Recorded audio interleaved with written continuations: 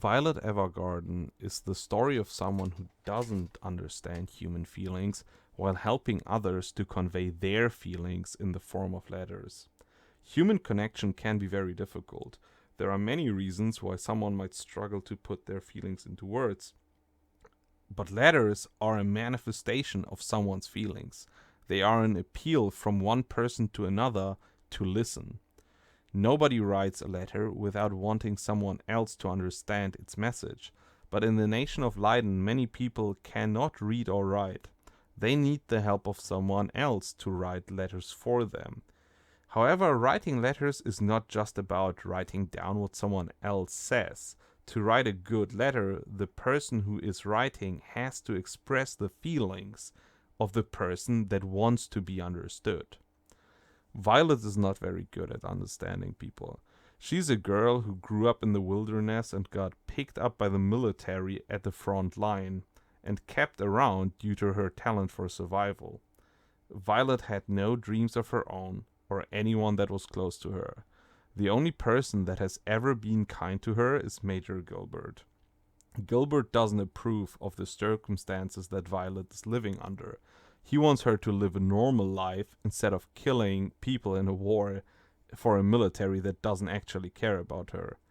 Violet might be cold and distant, but she clearly seeks comfort and connection. There's a scene where she tries to get that from a plush dog, but doesn't really work. Because Gilbert is the only person that is kind to her, she grows attached to him. The difficulty of human connection can be observed in the following scene. Gilbert wants to buy something for Violet. He asks her if there's something that she wants. Violet has no need for anything that doesn't serve a practical purpose, and she has no wishes of her own, so she asks what she is supposed to want. Gilbert replies that it would be probably normal for her to want dresses and accessories.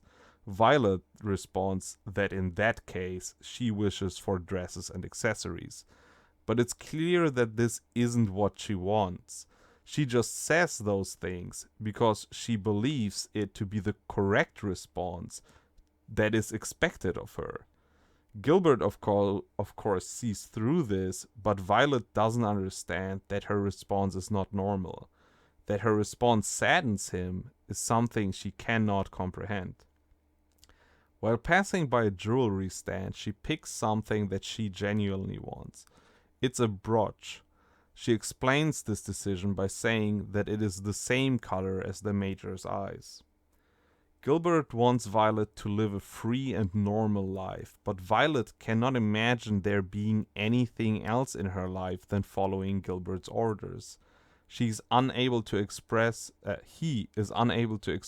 or explain how he feels, and Violet is unable to understand him as she struggles to interpret people's reactions. To her, it feels like his frustration is a sign that she did something wrong. This brooch becomes a constant part of Violet's design. The first episode starts with Violet recovering in a hospital after an explosion that hit both of them. She had lost her arms and was dismissed from the military. She gets used to prosthetics and writes reports about her recovery, but she never gets a letter back. The implication is clear. Gilbert had died, but Violet doesn't make that realization. A friend of Gilbert named Hodgins tries to establish a normal life for her, but Violet says that she never had parents, so she doesn't need a replacement, and she can't be the replacement for someone else's lost child. Violet wants to continue her former role, but the war is over, and Hodgins offers her a job at his mail service. This is where she witnesses a professional writing a letter for a client and perfectly capturing the words the client wanted to express. She asks, "How did you know?